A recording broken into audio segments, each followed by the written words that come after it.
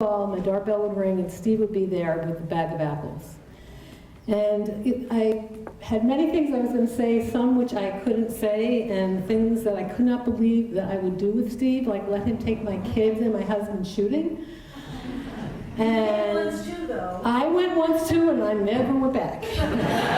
But anyway, I wrote down a few things so I could really focus on a couple of the highlights of my relationship with Steve and what Let me he... interrupt. It was always pottery he was telling. That's true, always pottery, at least at the shooting range. Anyway, I met Steve way back in early 2000 when Ned Price had an issue about a car accident on Carter Drive going on to Edmonds. Does that make sense to anyone? And Ned Price said, hey, you gotta call this guy Steve Orr, he'll help you settle that. So Steve got me on Framboars.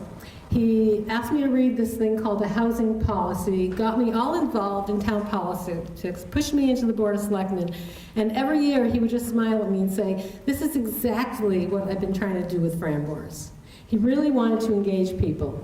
And Steve would go to almost any length to engage people, with sometimes a very controversial stream of ideas and posts that would personally, physically make me scream, Steve, no, don't post that. To which he would always say, don't worry, I got this, it's okay. Steve was absolutely fearless when it came to his right of free expression and had no qualms about testing the limits, even when he was being sued. And I'll tell you, the only thing I'll say, it was not fun being a co-defendant with Steve Orr. But we won. So for the decade that I knew Steve, he would often call me and say, hey, I gotta post this. And he would also say, you know, Framboars has been kind of quiet lately, and he couldn't stand the quiet. So he would have to put something out to stir people up and get them all excited. So he'd say, I want you to tell me what you think. So I'd listen. Sometimes I'd read it and I'd cringe and I'd say, oh my God, Steve, you cannot post that. And you at least have to change this, you have to cut it down, make it a third the length, and please don't say that, please. And he'd look at me and he'd smile, or I'd hear a little huff-huff over the phone. He'd say, don't worry, it's okay, I got this. 99% of the time he posted it just as it was. Never listened.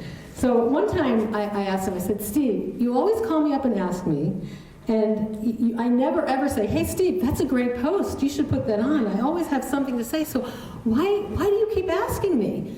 And I could hear him in that deep chuckle, and he said, it's funny.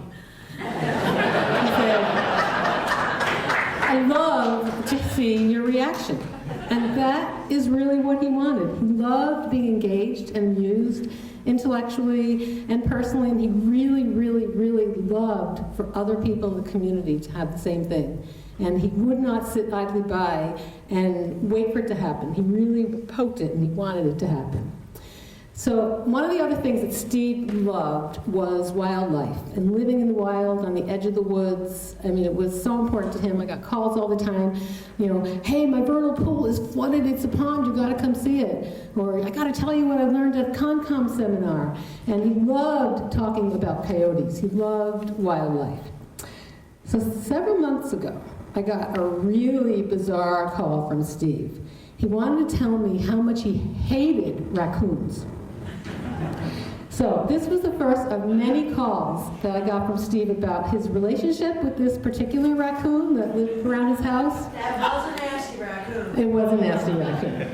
So I'm not going to say how the raccoon ended or how the whole situation ended, but I heard rumors. No one knows, no. But I heard rumors of people seeing a limping, bleeding raccoon running in the woods.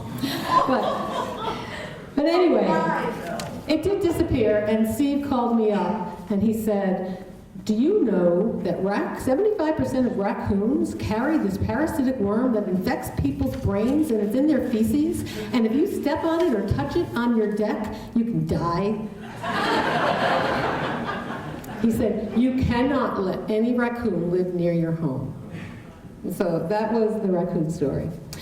So Steve was constantly looking at Framingham, driving around Framingham, looking for ideas. How can he make it better? Does he see a problem? What needs to be fixed? And I actually, since I've been on the board and way before, I have this like hugely long list of Steve things. And some of them I ignore, some of them I don't. So my last conversation with Steve was Sunday night when he called me up and he said, hey, I'm on Mellon Street And there's 2 more donation bins that popped up in town. I actually think one of them is on town land. He said, weren't you going to do something about that? So I said, you know what, Steve, I've been looking into it. I got some information from you. I put it together, and I'm going to be bringing it to the board on Tuesday. So my last comment was, so don't worry, Steve, it's okay. I got this one.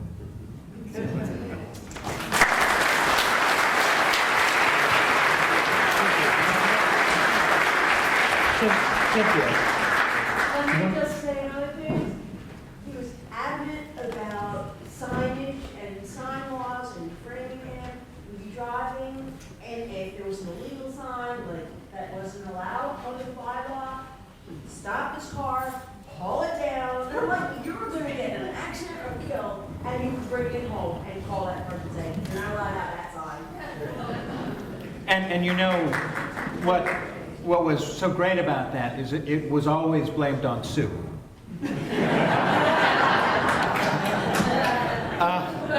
Cynthia. So everybody knows I'm sort of a visual, I tell everybody I'm a visual thinker, and I'm just gonna, my visuals